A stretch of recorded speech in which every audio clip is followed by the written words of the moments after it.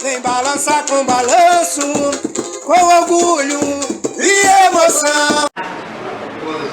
Todos.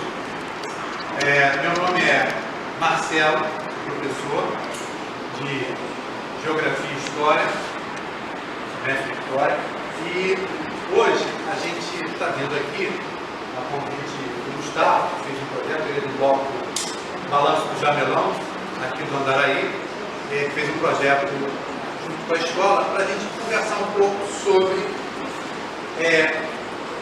o samba e o Andaraí. Só que eu fiz uma pequena viagem. Eu sou historiador, nesse ponto eu sou meio... Fui lá nos primórdios para a gente falar de musicalidade até hoje.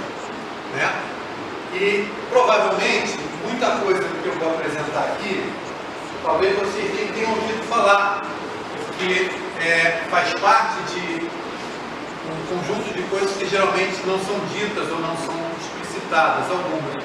E outras, até porque, vamos dizer, não tem a ver com o cotidiano mais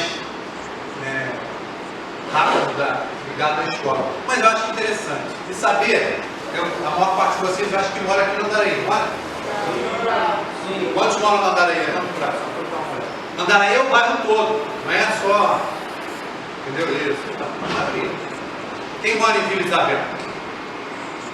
Quem mora no Grajaú?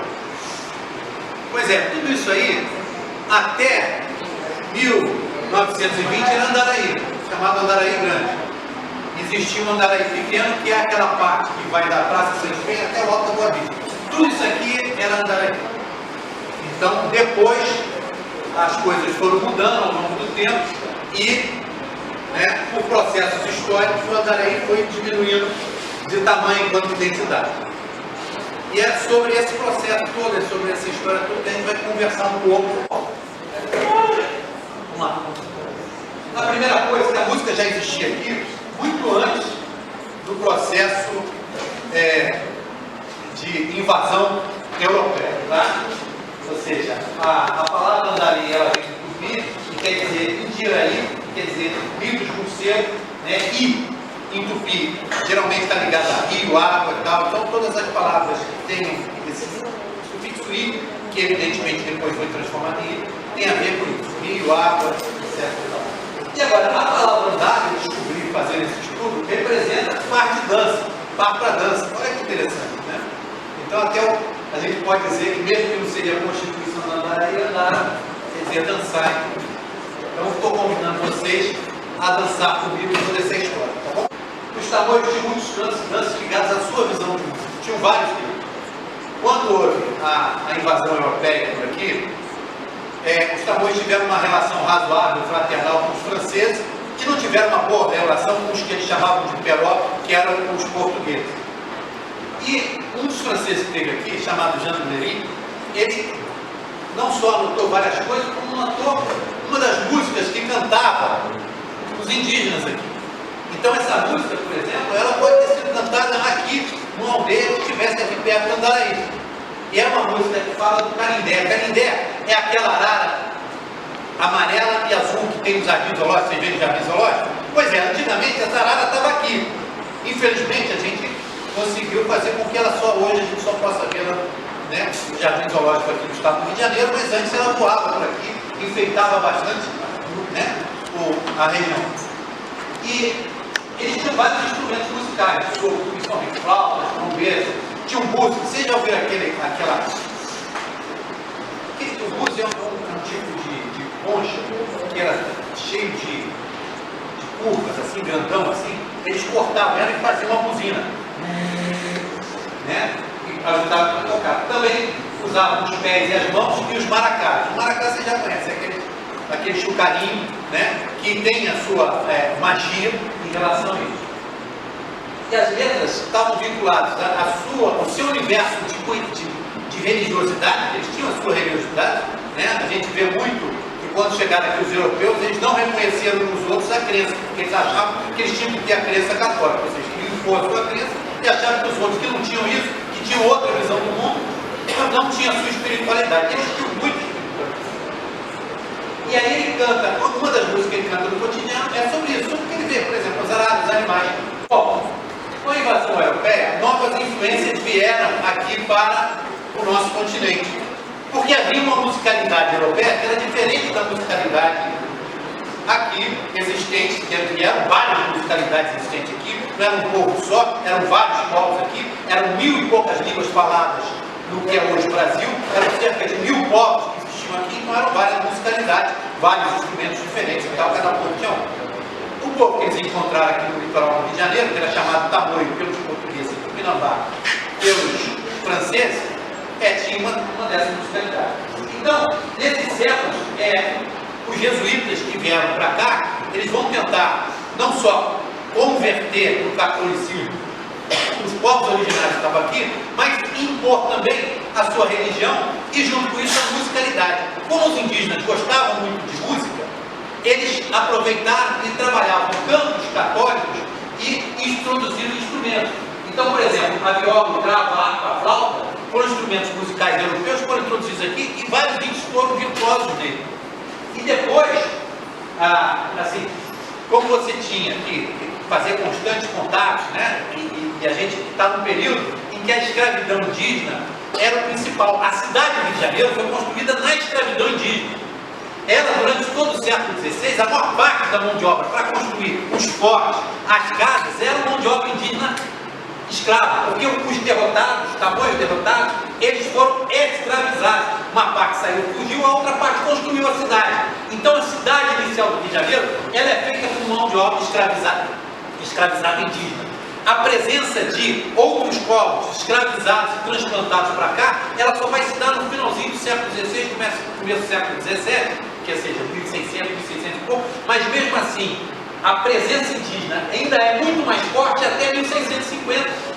Ela só começa a diminuir em relação à presença, né, de outros povos que são escravizados a partir justamente desse século XVII. Mas nunca deixou de estar presente no Rio de Janeiro, nunca deixou justamente as suas influências também musicais, de certa forma, estar ali, porque eles estão chucados, chacoalhados e tal. Essa é a música do século XVI que os jesuítas vão trazer para ser ouvido pelos indígenas, com esses novos instrumentos.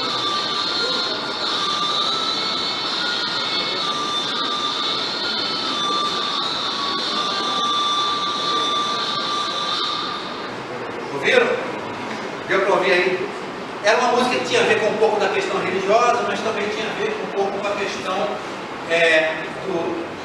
dessa música meio barroca, meio da Europa, que estava saindo da Idade Média. Isso influenciou tanto a musicalidade, né, indígena, foi tão afetada pela presença de novos instrumentos, que hoje os guaranis, e aqui no Rio de Janeiro, no estado do Rio, tem 8 aldeias guaranis. Em Paraty, em Angra, em Maricá, em Niterói. Né? Essas 8 aldeias guaranis, às vezes, tocam algumas músicas, e algumas músicas são acompanhadas do som de um violino. Isso por conta da influência jesuítica. Então a gente vai ver um pouquinho disso aqui.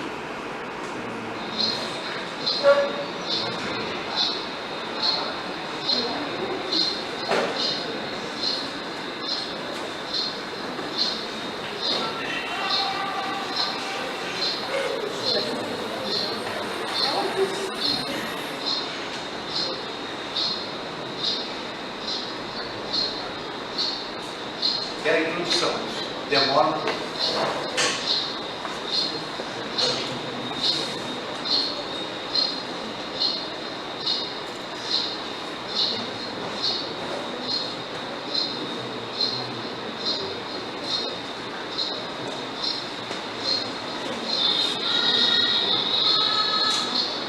Esse canto aqui no Rio, são várias meninas e meninos cantando. E ao fundo, o cara fica tocando violino. Essa tradição nova, Guarani, ela é uma tradição construída a partir desse contato com os jesuítas. Isso mostra que ao longo do tempo a música teve sempre conversa. Né? Os vários estilos, a gente vê isso hoje. Quanta coisa a gente consome, a Shakira, a Michael Jackson, né? São sons da Coreia, né? Os coreanos, etc. Então, essa troca sempre houve. E elas vão construir novas musicalidades. Tá? Então, por exemplo, aqui a gente tem os guaranis trabalhando, né, as suas músicas e as suas com instrumentos, inclusive europeus, e inclusive utilizando a questão do couro. Antigamente, inclusive, os jesuítas tinha um padre visitador, quando ele vinha visitar, aí eles reuniam os índios na aldeia e eles cantavam em coro, os indígenas, eles cantavam em coro. E coro tem a ver também, por exemplo, com a igreja, seja na protestante, seja na católica, aqueles coros, né? Cantam, coros orfeanos, né? O canto gregoriano, outras coisas aí. Não sei se vocês... Né? Até também, você tem também coros nas religiões africanas, né? Dentro dos batuques, você tem sons também. Bom, vamos lá. Já passei. Foi. Aqui, religião batuque. A gente tem duas pinturas aqui. Aquela gravura é de 1630. Felizmente, durante a invasão holandesa ao Nordeste, eram pintores. Então, no caso, o Zacarias Wagner, ele era um sargento, mas ele era pintor. Ele estava ali junto com o Nassau e ele vai reproduzir o que ele achou que era uma dança, mas na verdade era um culto africano, do qual vai derivar depois o candomblé, né? Em que as pessoas estão dançando ali, tem os tambores, né? Estão fazendo as danças, ele faz uma descrição das pessoas em êxtase, etc e tal, recebendo o santo, mas ele não entendia muito bem daquilo, achava que era só a questão da dança. E na medida que os jesuítas também e outros pais implicavam com as religiões, com outras religiões, né? E atacavam elas e proibiam, não sei o quê, eles começaram a fazer? Deixar os batuques, né? Para poder o pessoal fazer batucada, então não sei o quê, mas essa parte religiosa perseguia os seus feiticeiros, perseguia os seus, né? Aqueles que recebiam os orixás, etc e tal. E aí vai derivar um nome chamado batuque, que era o que eles faziam nas senzadas ao redor, né, no final de semana, porque no domingo geralmente eles não trabalhavam, era um dia de descanso, até porque havia uma pressão, né, por conta da religião católica de não trabalhar. Isso não quer dizer que isso fosse 100% certo, né, mas eles em torno ali das senzadas ou coisa, eles faziam aquela roda e faziam batuque, etc e tal, e de certa forma preservavam, né, sons ancestrais e repassavam isso para a geração seguinte. Diferente de nós, os norte-americanos proibiram, né, a futura nação norte-americana, né, os ingleses e depois proibiram que os povos escravizados, que foram transplantados, foram né, escravizados, fizessem batuque. Então, por exemplo, a questão do sapateado norte-americano e a questão da batida aqui e tal, tem muito a ver com essa proibição. Como eles não tinham a possibilidade de uma percussão com o tambor, o pandeiro e tal, eles tiveram que inventar uma nova percussão. E isso vai influenciar na música norte-americana, vai influenciar inclusive depois na própria formação do jazz, a questão do improviso, que está presente também no Brasil, está presente também inclusive na questão do som. Tá? Então, esse todo sapateado, que não sei se vocês já viram filmes antigos, tem isso até alguns filmes modernos, né? Que essa técnica do sapateado, de fazer o som do sapato, que é uma técnica que tem a ver justamente com essa, está relacionado com essa proibição histórica, né? E isso é interessante porque às vezes a gente não sabe valorizar muito bem justamente essa cultura por conta disso, do sapateado. Então, o batuque, ele vai estar presente, inclusive, ele vai ser fruto em algumas vezes de muita repressão na cidade. Eles queriam fechar as casas, tinham batuque, por quê? Porque na reunião, por exemplo, dos libertos, dos escravizados urbanos, podia sair, por exemplo, articulações para acabar a escravidão. Então, os senhores, né, de escravos tinham muito medo, né, dessa reunião. Ao mesmo tempo que, por exemplo, havia uma justificativa para ter batido, não, deixa eles baterem tambor, porque um vai lembrar a rivalidade em relação ao outro. Por quê? A escravidão feita no Brasil, ela veio de vários locais, são vários povos que são obrigados a serem transplantados para cá, de vários pontos, né, do continente africano, que tem várias culturas, como aqui também existiam várias culturas, né, de povos indígenas diferentes, como eu disse, eram mais de 1000, e lá também eram mais de 1 milhar também, e vieram desses vários povos e várias culturas, então é um caldo cultural diferenciado. Essa questão de deixar o batuque também era um pouco estratégica, não, deixa eles pelo menos aliviar a tensão, né, toma o circo, é importante, então aliviar a atenção, porque aí não ficam pensando nisso, ou então eles avivam rivalidades que eles tinham lá, quando um banco o outro Yorubá, o outro, né, é de um outro, e tinham também as suas inimizades lá dentro do continente africano. Tá claro isso? Do batuque vai surgir um outro ritmo. Não é que ele esteja só ali, mas ele é importante porque ele vai definir uma música mais forjada na Polônia. Não mais uma música que vem de fora, mas uma música mais forjada na Polônia. Então, o lumbu, que tem a sua origem ligada a danças do universo afro-brasileiro, ele aparece de forma mais clara a partir de 1780. Domingos Caldas Barbosa, que era um padre mulato, vai para Portugal em 1770 e leva daqui duas coisas, que ele chamava de modinhas e lundus. As modinhas e lundus, ele aprende isso justamente nessa, é uma música rítmica sincopada. O que é sincopada? Você tem a música europeia, essa música erudita, essa música mais clássica europeia, ela é bem certinha. Tipo assim, 1, 2, 2, 1, 2, 2. Já a música africana, ela tem 1, 2, 2, 3, 1, 2, 2, 3. Ou seja, ela tem uma síncope, ela não é, a melodia dela é diferenciada por conta disso. E isso caracteriza uma diferença que vai fazer com que a musicalidade africana seja reconhecida em qualquer lugar por conta disso. Porque ela é sincopada, ela não tem a harmonia completa, ela interrompe isso, né, uma nova nota, e com isso você tem uma diferença que claramente está entranhada, por exemplo, no samba. Vai estar entranhada em outros ritmos do mundo. E aí, essa música, esse mundo que é levado para a Europa, ele lá é remodificado. Não, ele é levado para a Europa, ele lá é absorvido pela sociedade portuguesa, junto com o fado, né? A sua letra tem na composição alguns elementos. Era cômica, tinha assunto sexual, às vezes o assunto sexual era trabalhado como forma de comida, né? Ou seja, era uma sociedade mais conservadora que a nossa. Então, você falava em duplo sentido. Falava de comida, mas na verdade você estava falando sobre, né, um olhar mais sexual das coisas. Tá claro? E tinha referência a mulatas e negras, no caso do mundo. No caso da modinha, não. No caso da modinha, era mais a amada, da arcade, etc. e tal.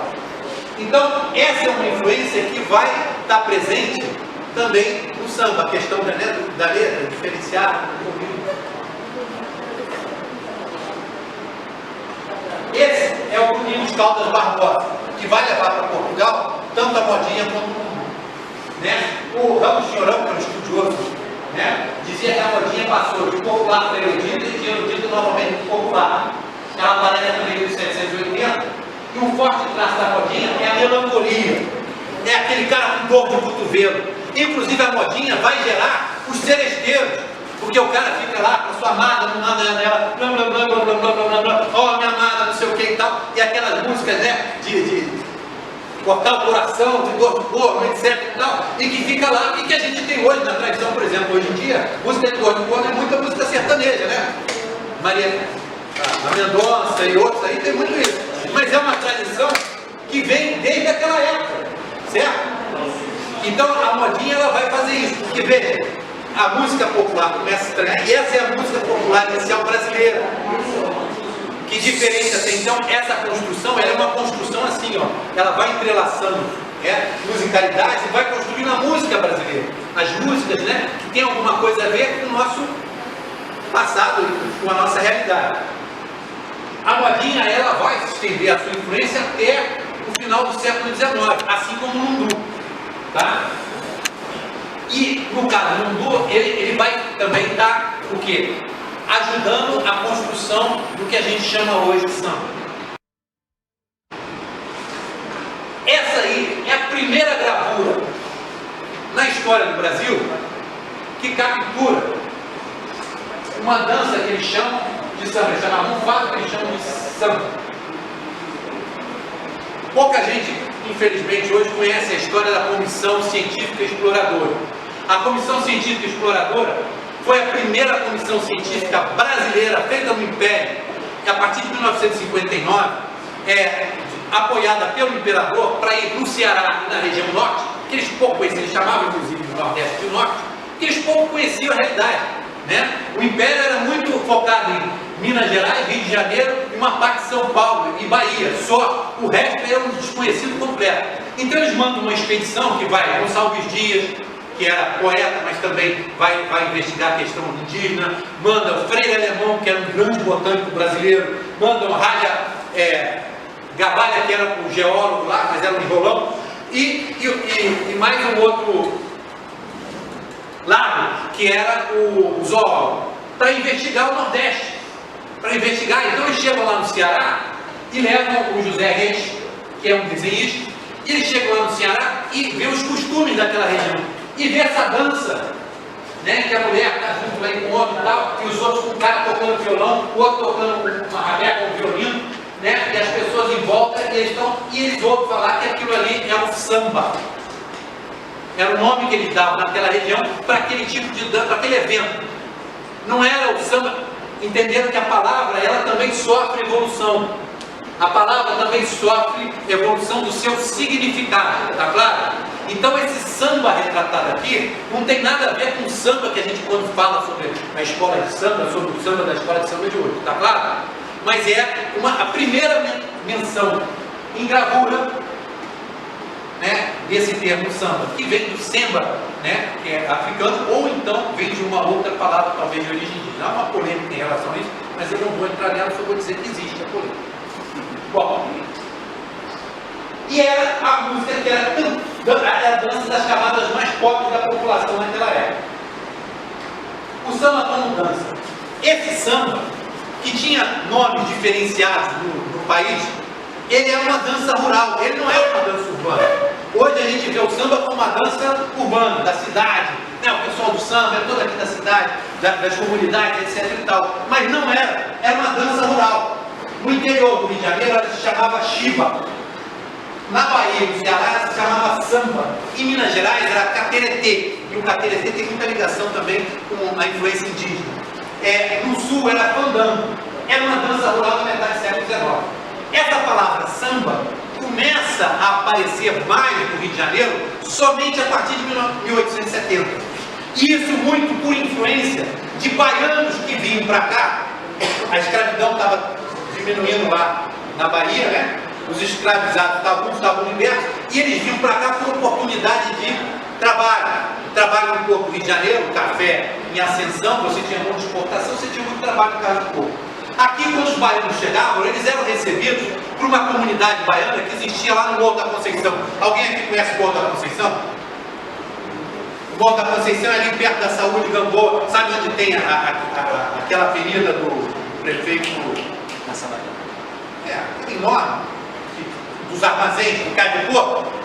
É ali perto. O Morro da Conceição é ali perto. Praça Mauá. O Morro da Conceição pega uma parte da Praça Mauá. Vale a pena. A gente faz na terceira série esse passeio, geralmente. Lá, aquela região. Pois é. Então, ali, você tinha uma comunidade negra muito grande. Por quê?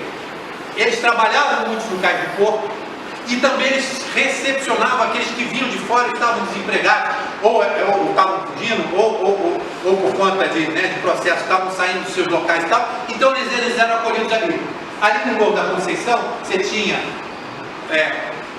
Babalorixá, você tinha tias, a tia Seata, que morava perto, a mãe do Gonga, que também era tia, e outros que acolhiam essas pessoas que vinham, até que elas arranjassem um emprego ali. Então você tinha uma comunidade forte negra e uma comunidade forte, com ascendência baiana, e a cultura baiana veio. Então, entre essas pessoas que vieram da Bahia, veio um senhor chamado Hilário Jovino Gouveia, que gostava muito das festas, dos sambas e tal, e trouxe para cá, para o Rio, algumas ideias diferentes. Ele participava de ranchos na Bahia e conhecia também essa palavra samba. A dança que se faz numa roda, onde tem a presença da viola, pandeiro, sanfona e prato. Vocês já tocaram prato? Já viram alguém tocar prato? Você pega um prato, pega a faca e... Não é prato, é prato de comida. Eles pegavam um prato de comida e ficavam lá. Tem um vídeo do Gonga, ele tocando prato, que era um costume antigo, O cara pobre, não tem muito instrumento musical, pega um prato, pega a faca, o prato e começa a tocar. Assim como a caixa de fósforo. Eu não tenho pandeiro, mas caixa de fósforo. Que eram as formas de fazer musicalidade. E aí você tem uma descrição do Raul Pompeia, que era um escritor, teve várias peças e escreveu, que falava assim: no centro requebra uma mulata e canta, circundante bate palma, marcando a tandança, olhando o saracoteio e as umbigadas. Quem que era umbigado? A mulher era considerada uma dança escandalosa, coisa escandalosa, que era o quê? A mulher e o homem chegavam e eles davam uma umbigada e tal. Aquilo era um escândalo, né? Dava umbigada, assim, um toque entre, né, homem e mulher e tal, era considerado uma coisa, digamos assim, condenável, deplorável, etc. E tal. Mas era dança e era muito gostoso de se dançar, etc.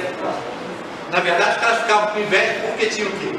Não, pesado ambiente católico daquela época impedia os caras de dançar, então eles ficavam com aquela vontade toda, mas como não podia, eu não gosto de você, mas adorava, eu não gosto de você, mas aquela, mais ou menos assim, o sentimento que havia em relação às rodas de samba. Tanto é que os batuques, as rodas, né, e essas rodas, o partido alto, muitos deles eram reprimidos pela polícia, porque era a reunião de quem?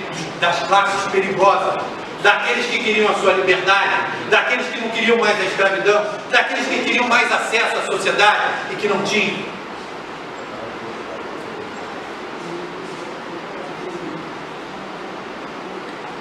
Antes de continuar falando sobre isso, vamos falar um pouco sobre carnaval. Carnaval, aqui no Brasil, a primeira comemoração de carnaval foi em 1641. E não tem nada a ver com esse carnaval que a gente tem hoje. Nada a ver mesmo. Primeiro que era uma bagunça. Segundo, você cantava todo quanto é tipo de música. Até a música de enterro, você cantava de fúnebre, não sei o quê. E não tinha essa graça aí. No primeiro momento, no intrudo, era pior ainda. Era o quê? Era você sair com um saco de farinha, com um limão de cheiro e tacar nas pessoas. Então era aquela guerra de... Sabe aquela guerra de água que você faz com bolinha? De encher? Imagina isso em toda a cidade fazendo isso. Guerra de bolinha, tacava farinha na cara. Olha, duas cenas retratando como é que era o carnaval. Né? Era uma bagunça organizada, em que as pessoas saíam para atacar umas das outras de bolinhas e coisa e tal. Provavelmente algumas aproveitavam, algumas mascaradas, outras não. E por isso fazia-se essa diversão durante 3 dias antes da Quaresma. Né? Isso tem a ver, inclusive, com costumes muito mais antigos que o cristianismo. Na época de Roma existiam as Saturnálias. As Saturnálias eram festas que homem se vestia de mulher, mulher se vestia de homem, e era uma bagunça geral, não sei o que e tal. E aí, inclusive, foi instituído o Natal para justamente a data de nascimento, dia 25 de dezembro, pelo Papa no século 400, não existia data de nascimento de Jesus, para justamente tentar abafar essa tradição pagã de Saturnália. Mas não adiantou nada que depois eles inventaram antes da Quaresma, né? O carnaval, e aí o carnaval.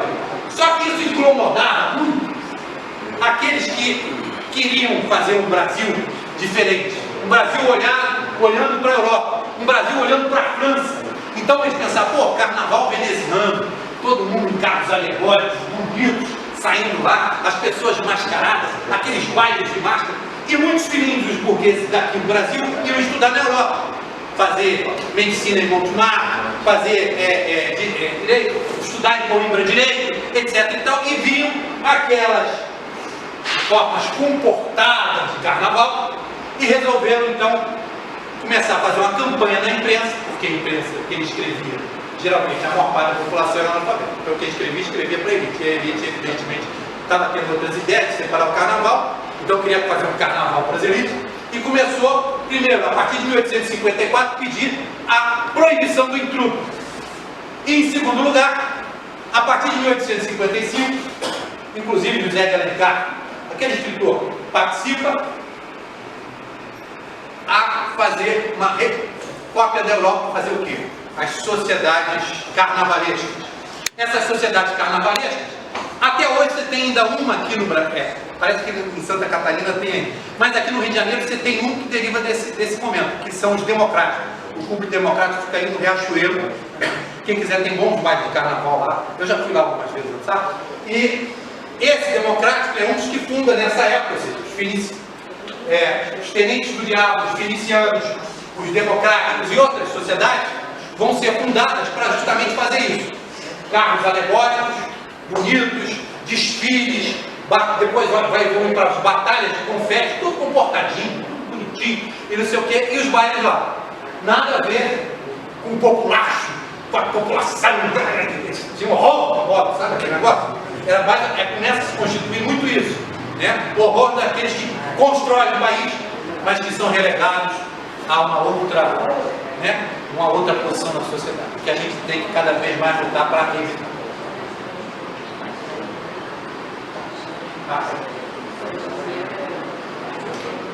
Mais um outro dado que é importante.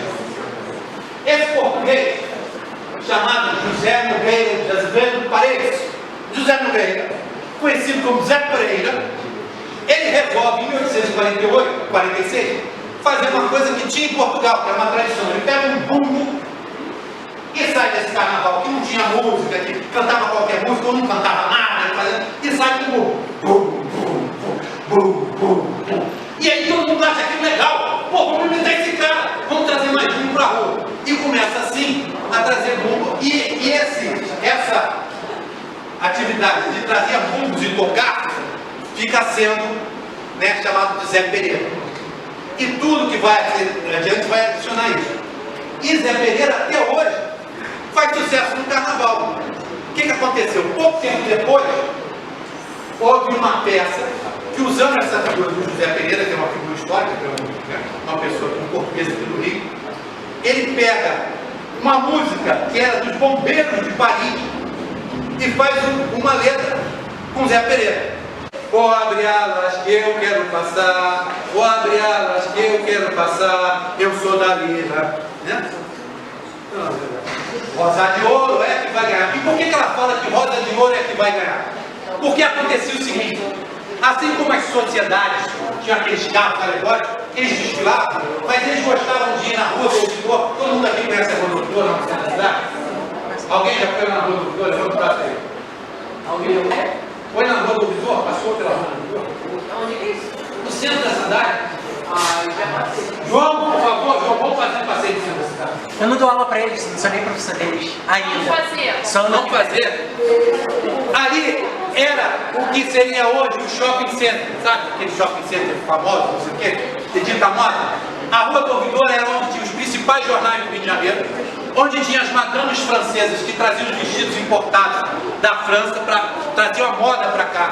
Então todas as mulheres chiques, com saias rodadas até o pé, porque você não podia mostrar o calcanhar, porque isso era uma indecência, né? Elas andavam para escolher os seus vestidos. E as sociedades carnavalescas, aquela da elite, iam para lá levar os seus estandartes e visitavam os jornais. Por que eles visitavam os jornais? Porque os jornais anunciavam. Só que com o advento de cordões e ranchos começando a entrar na cena do carnaval cada vez mais, o que vai acontecer?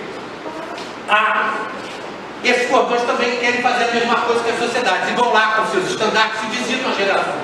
E aí se inventa no Jornal do Brasil, que já existia naquela época, e a imprensa, concurso dos ranchos e dos cordões. E esse concurso, por isso que ela fala, Rosa de Ouro é que vai ganhar, porque aí você ganhava na votação popular, aí você ganhava uns brindes, não sei o que, você ganhava umas coroas de flores, todo ano se fazia um estandarte novo para fazer isso. Sabe dizer se a Rosa de Ouro já ganhou? Hã? A Rosa de Ouro ganhou? Ela tinha várias coroas e tal, tinha vários estandartes. Cordões e grandes carnavalescos do Daraí. Eu agradeço o convite de estar dando aula aqui, conversando aqui com vocês sobre esse negócio do carnaval, porque assim eu pude ver o quanto de carnavalesco era andar aí. Vejam só. Aqui é a área rural, tanto é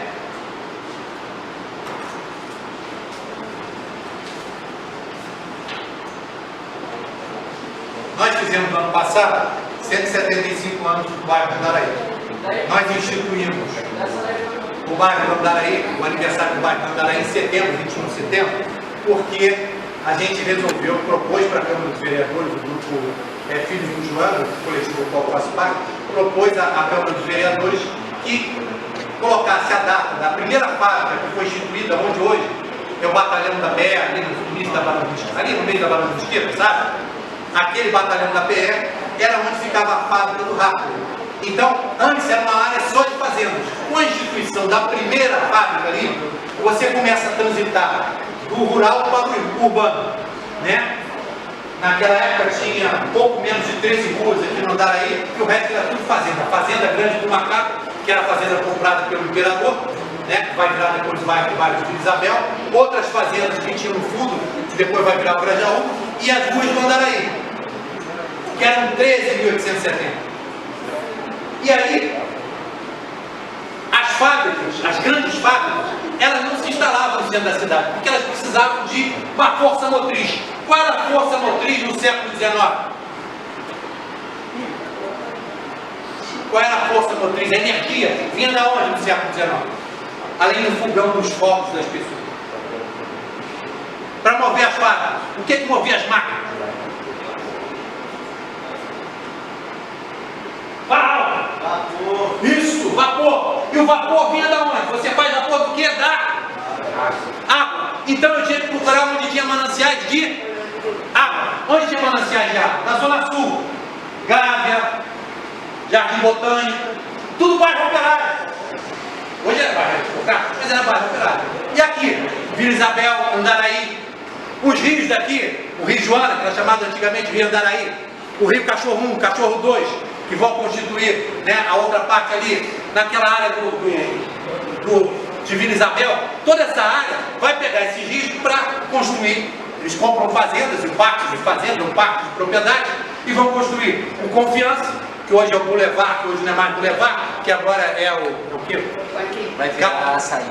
Vai virar açaí, sei lá. É ali na Maxwell, aquele enorme conjunto, que é supermercado. Quero Quero exatamente. É em frente à escola, é aqui em frente à escola. Isso. Em frente.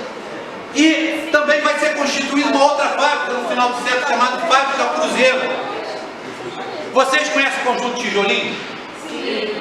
Vocês conhecem que tem uma praça, né, no Conjunto Tijolinho? Sim. Naquela praça tem uma chaminé enorme, não tem? Sim. Por quê? Ahá! Fábrica Cruzeiro.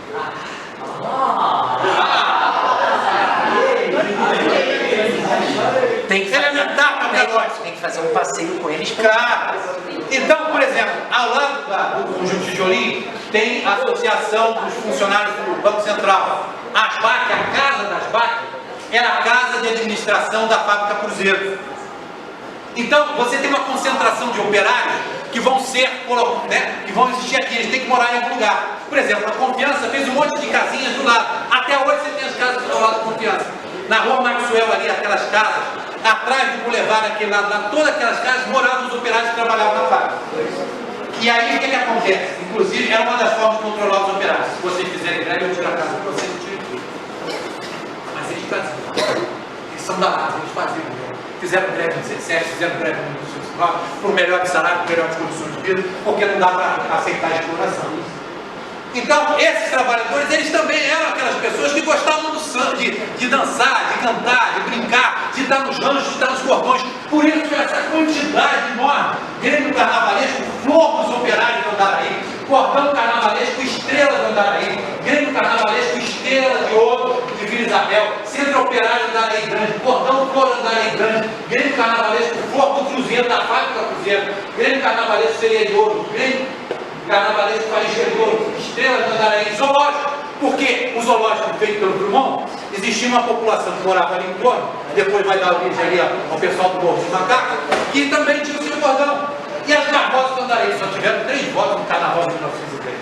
Acho que eles não abraçaram as garbosas, não eram tão garbosas assim. Então, essas organizações carnavalescas vão surgir de 1898 até 1910, para mostrar a proliferação, né, que aqueles meios onde tinha, né, muita concentração de operários, né, de pessoas que viviam em torno das fábricas e tal, acontecia essas festividades, essas festas. Fábrica Cruzeiro, apresento para vocês, Confiança, está lá, está do jeito, até hoje você tem aquela estrutura ali no antigo eixo, né? Até hoje é preservado. Eu acho que é tombado, não é tombado, não? Sim. É tombado. As casinhas também são tombadas. Sim. Já a Fábrica Cruzeiro foi tombada mesmo, não tem nada. Virou um prédio. E aí a gente vai falar o seguinte. Eu tinha falado para vocês, Abre Alas é a primeira marchinha feita especificamente para o carnaval. A partir de 1898, todos os carnavais começaram a ter marchinhas. Inclusive, pegavam descaradamente o abre alas e mudavam. Agora é o sereador que vai ganhar, o seu abre alas. Então virou uma mania de carnaval você pegar ou abre alas que eu quero passar e emendar com uma outra letra. A outra coisa é que esse samba que começa a nascer justamente isso, esse ritmo que vem do remeleixo, da umidade, etc e tal, e que na casa da tia Seata, que é aquela tia que eu falei, onde o Pilar de Ouvia frequentava, e que no fundo, na cozinha tinha um partido alto, começava a fazer vários sambas de improviso, que se chamaria hoje de sambas de improviso ou pagode. E numa dessas, Pilar de Ouvia, estava o Dom, estavam outras pessoas ali, tia Seata estava lá também, eles fizeram uma música. E essa música, ela contava sobre um fato muito interessante. Qual era esse fato interessante? O pessoal do Globo resolveu fazer uma traquinagem com o chefe de polícia. Porque o chefe de polícia estava reprimindo bancas de jogo que viviam no centro da cidade. Aí eles montaram uma banca falsa, ficaram no jogo lá, e disseram, e fotografaram e disseram assim, a polícia não foi reprimir esse jogo, Aí, por conta dessa notícia, desse mote, o pessoal lá no Partido Alto começou a fazer uma música. O chefe da polícia, pelo telefone, manda avisar, porque ele mandava avisar ele pelo telefone, onde tinha banco para ele poder reprimir. E dessa aí, tinham várias versões. E a versão que o Donga vai pegar e vai gravar e dizer que é dele, olha que coisa feia, o Donga fez, dizer que é dele, foi o chefe da polícia, pelo telefone, manda avisar. E aí continua. Então, a primeira música gravada, você já tinha um mercado fonográfico, já de gravação de disco. Foi essa, pelo telefone, em 1917. E aí era chamada de samba machichado ou de samba. Então começou-se a ver, primeiro, o olho dos compositores. Podemos ganhar dinheiro fazendo disco, Isso pode ser sucesso no carnaval e a gente é chamado para tocar em algum lugar.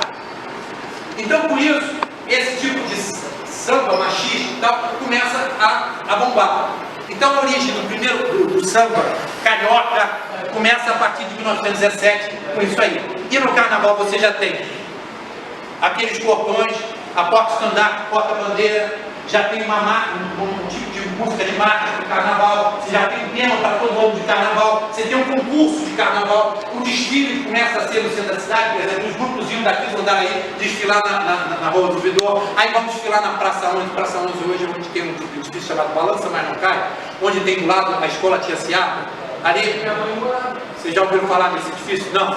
Seguinte, vai seguindo o canal do Mangue até quando o canal do Mangue termina. Quando o canal do Mangue termina não, vira subterrâneo, aqui tem um edifício grande, que era o maior edifício do Rio de Janeiro na época.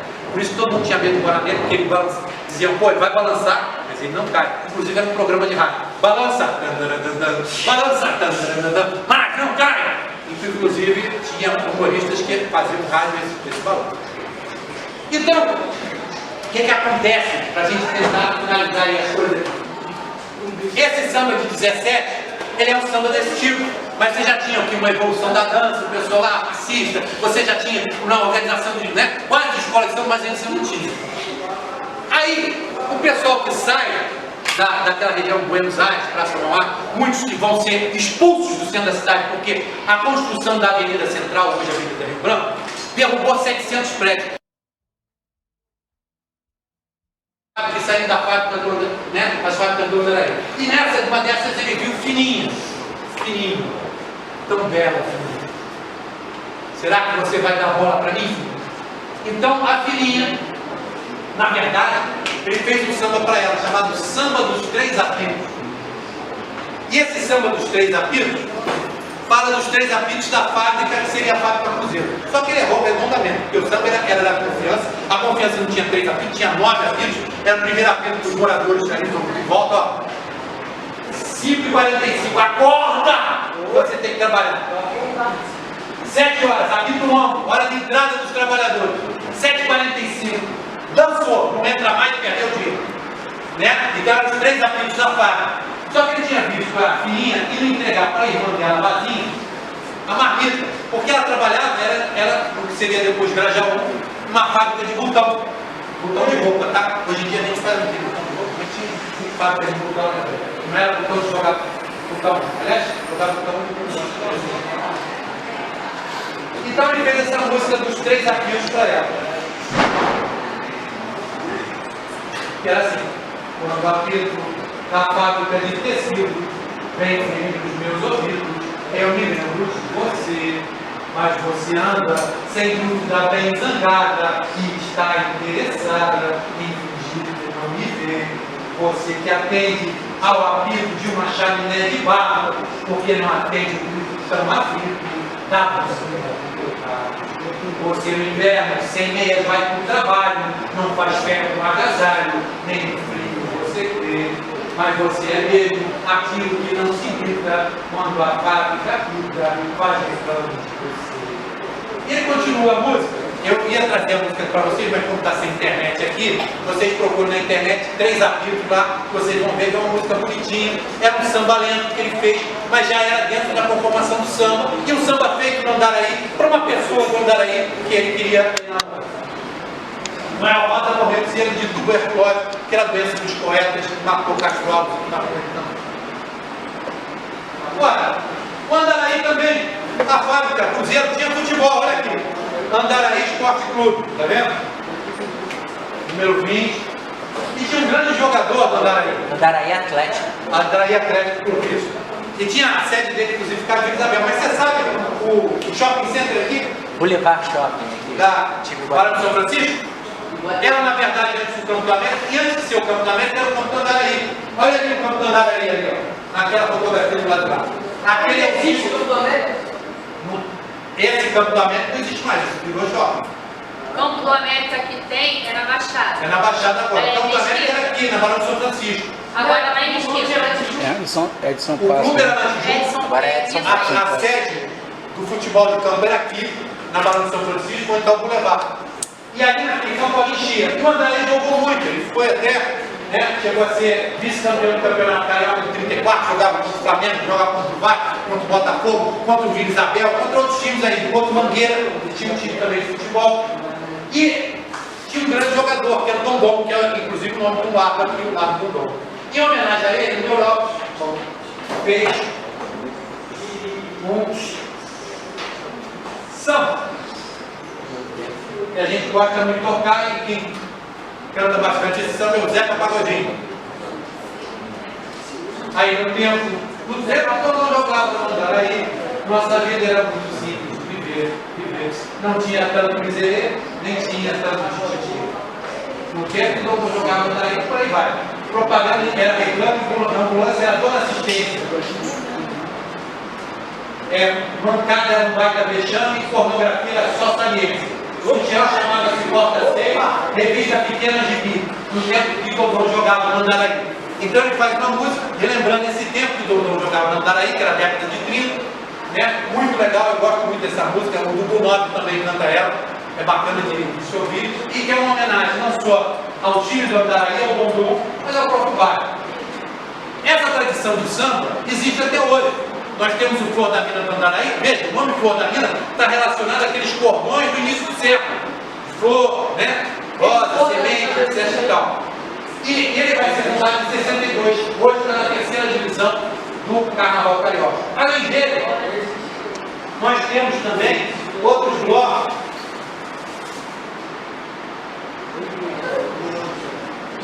Outros blocos que também fazem com que o Carnaval do Rio de Janeiro seja mais alegre, inclusive aqui no bairro de Andaraí, porque o balanço.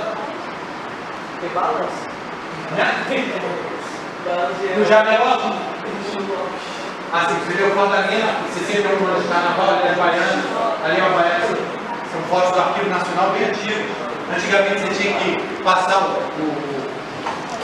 hino do carnaval pela censura. E nós temos o bloco de balanço do Jamelão, nós temos o bloco Hinos da Paixão. Temos outros blocos aqui no Andaraí que continuam essa tradição do samba aqui na nossa área. Tá? Desculpe ter sido um pouco extenso, espero que vocês tenham gostado.